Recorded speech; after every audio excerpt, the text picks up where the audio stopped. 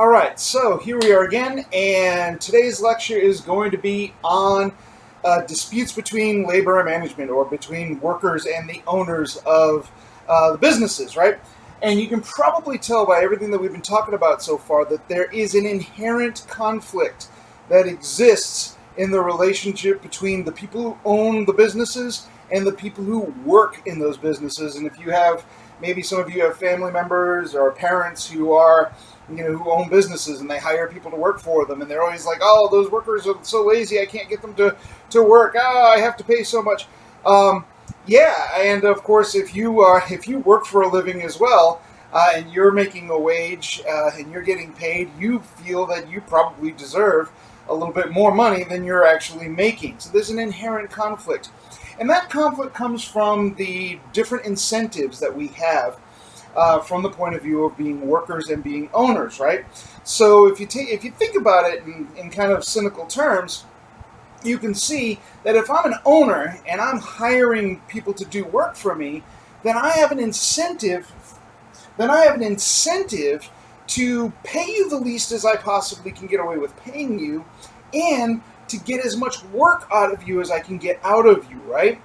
But if you're looking at that same job from the point of view of the worker, well, the incentives change a little bit. Now, as a worker, it is my incentive to get paid as much as possible and do the least amount of work as that I can get away with. So yeah, one of the things that we experience in owning our own businesses is all the resources that the workers use, like how the business runs out of paper towels like virtually overnight because of all the paper towels that they're using. Well, yeah, the paper towels is kind of it's kind of weird to think about it, but using a lot of paper towels is kind of part of the compensation, right? It's kind of a way of maximizing my income, right? Even though we can argue that it's paper towels, it makes sense that a person would use more of those paper towels because they didn't have to buy those paper towels, right?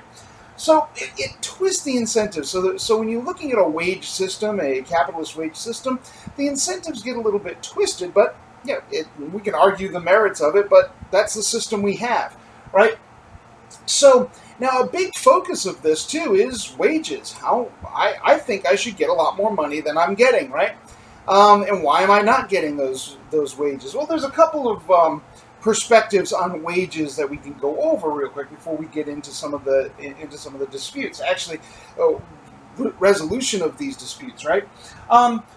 So one of these ideas is non-competing categories. And the idea behind non-competing categories is that you are paid based on the skill set and the training that you receive, right? So obviously, if I became a doctor, then I had to go to college, and I had to go to school for 8 years and do internships, and I had to really, really invest in developing this particular skill set. So I'm going to get paid a lot more.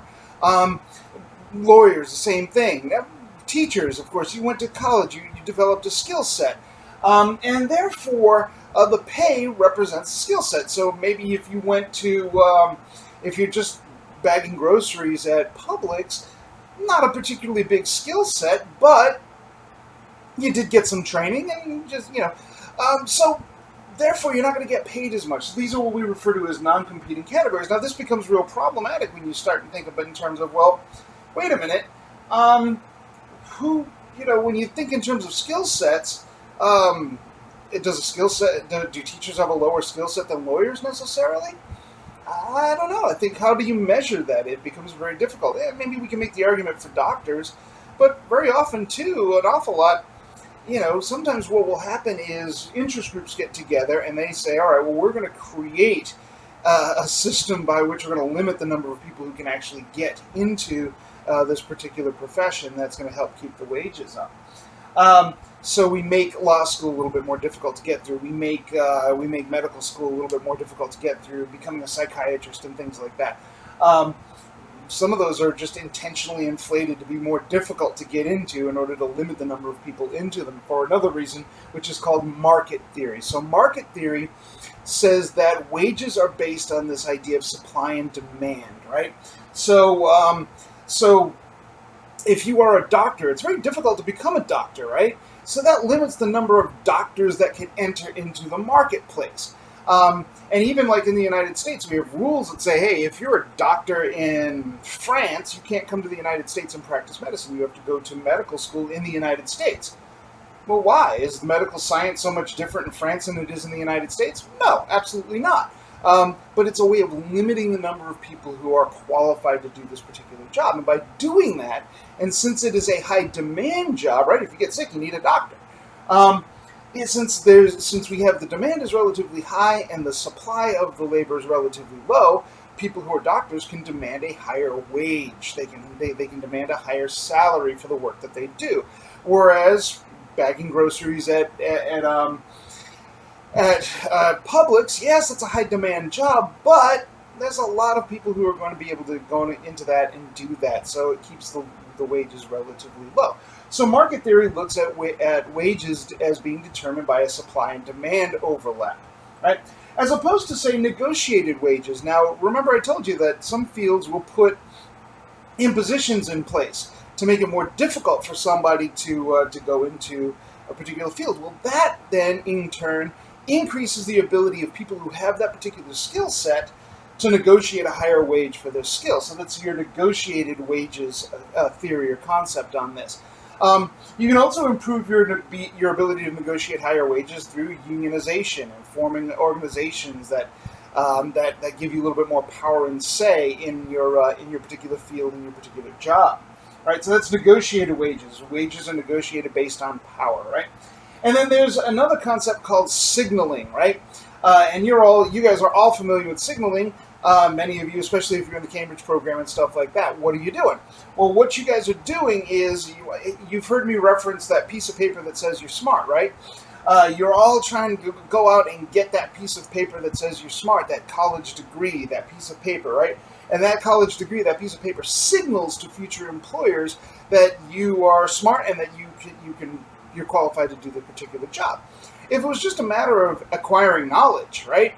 You could acquire knowledge at a local library and with maybe spend a couple bucks in late fees for books and stuff, and you can get all the knowledge that you want. It's all right there, but you can't go to the public library and get that piece of paper that says you're smart, that credential. So therefore, somebody with a medical degree, they have a piece of paper that says they have a medical degree. You might be an autodidact, and you can go out and teach yourself how to do medicine, and be just as good a doctor as any other doctor. But if you didn't go to medical school, you don't have that piece of paper that says that signals that you are capable of doing this thing. So anyway, these are some ways of understanding some points of view in what determines these wages. But of course, from my point of view, I always think I'm worth more than I am in the marketplace. I always want to make a little bit more money, right? And since I'm working for somebody, namely the taxpayers, right? They don't want to pay me as much as I think I am worth, and that's always going to be an inherent conflict. So these conflicts get played out in the marketplace. So what are some ways of resolving these conflicts, of finding resolution in these conflicts? So resolving conflicts can be done through a number of ways. Now, obviously, the easiest way to resolve a conflict between a worker and the boss is if the worker and the boss could just sit down together and say, hey, look, we need to resolve this conflict, and they're willing to respect each other and give each other enough wiggle room and enough, flexibility to say, hey, let's figure out how to solve this problem. That's always the best way to do it, but that doesn't always work out that way. So what are some ways by which the conflicts, the inherent conflicts that exist between workers and owners can be resolved in official manners, right? And there are some ways. Now, one of the most common ways is through collective bargaining, right?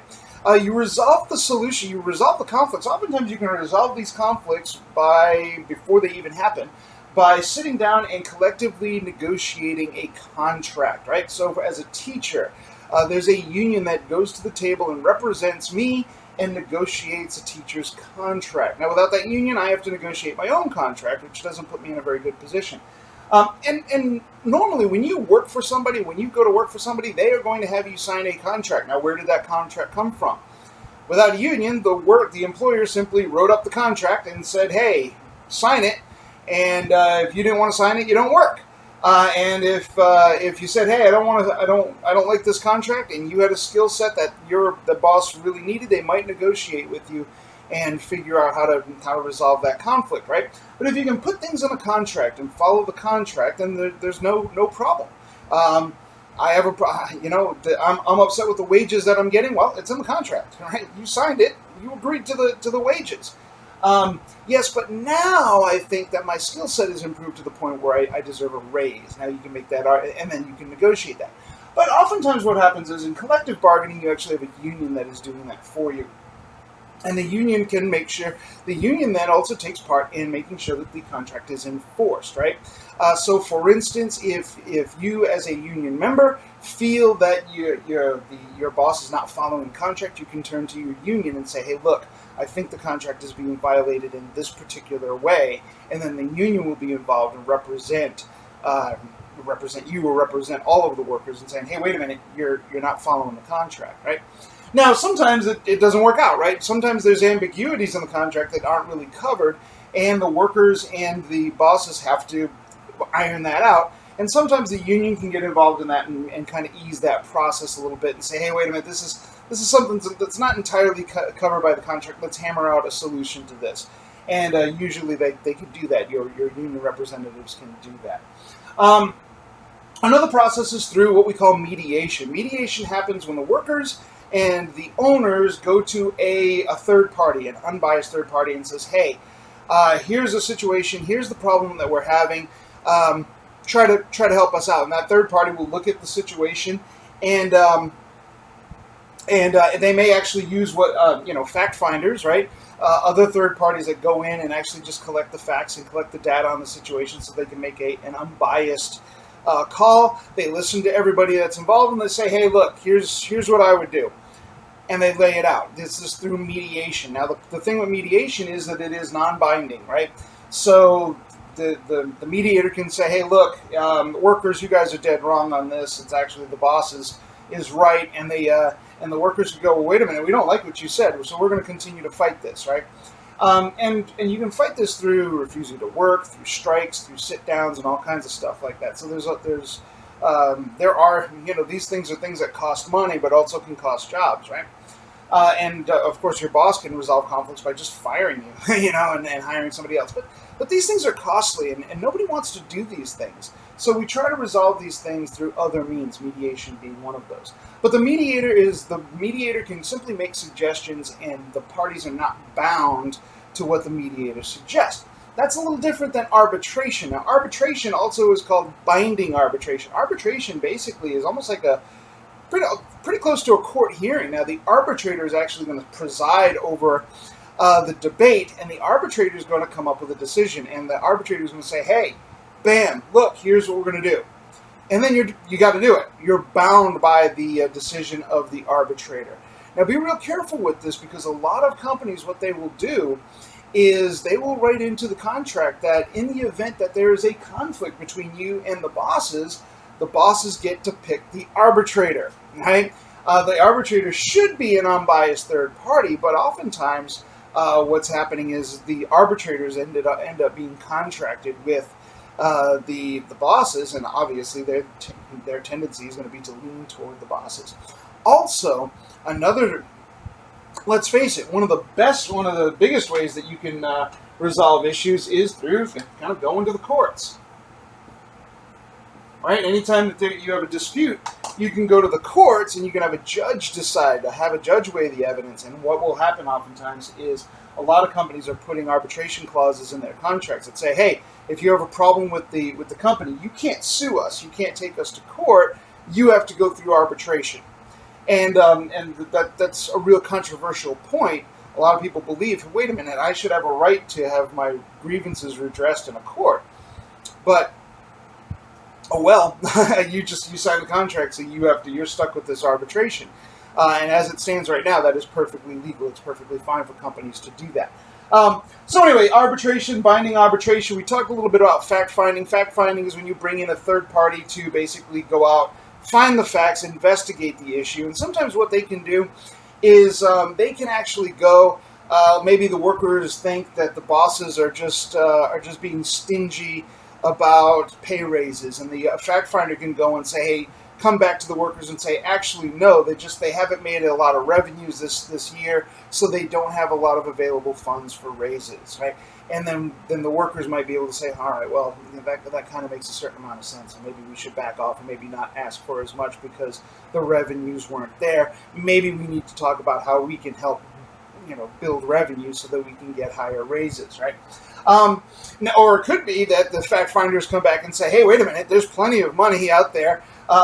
There's no reason why you can't give these guys raises, in which case now the workers have a weapon. They have information that says, hey, wait a minute, we had a fact-finding guy go in there and take a look at the books, and he says there's plenty of money for raises. Why can't you guys give us decent raises? Right? Another way of doing this is through the courts, and the courts will make a court order against one or both sides taking the action. So in this case, this is called an injunction. It takes place through the courts, and then the judge comes in and says, okay, here's my finding, here's what's going to happen. And if one party says, we're not going to do it, well, then the court can file an injunction against that party and basically legally coerce them into following what the court has told them to do. Another way now, if things get really, really bad, and this has happened in some of our history, back in the 1980s, it was a very famous action taken by President Reagan. There was a conflict between the airlines and the airline, the flight controllers, and the union went on strike. And well, without flight controllers, you can't fly your planes, right? They're the ones that help, organize the planes coming in. And President Reagan said, no, this is a serious enough situation for the country that now this is my responsibility. And he, very controversial decision that he made, he actually shut down he fired all of the air traffic controllers and basically replaced them. And that destroyed the air traffic controllers union. But it got the planes flying again. So a very, very controversial decision. This was also done. Harry Truman famously did it with some coal miner strikes. Theodore Roosevelt did this. Franklin Roosevelt intervened a number of times. Presidents just go in and intervene in the thing and say, hey, here's how it's going to happen. Or sometimes some things can happen where the government's actually going to move in and just seize control of the business and run the business because they feel that it is a necessary national security kind of a situation. They can do that. Right, so these are some of the ways that we can resolve conflicts. Obviously, the goal with conflict resolution is to resolve the conflict, like here, before things get out of hand. You certainly don't want to end up here because you never know how that's going to work out for anybody. It's just not. It's just a bad deal. But anyway, this is all we have with regard to labor disputes and resolution. So if you have any questions. Again, please feel free to Zoom, email, the whole 9 yards. You know the ropes at this point. So enjoy.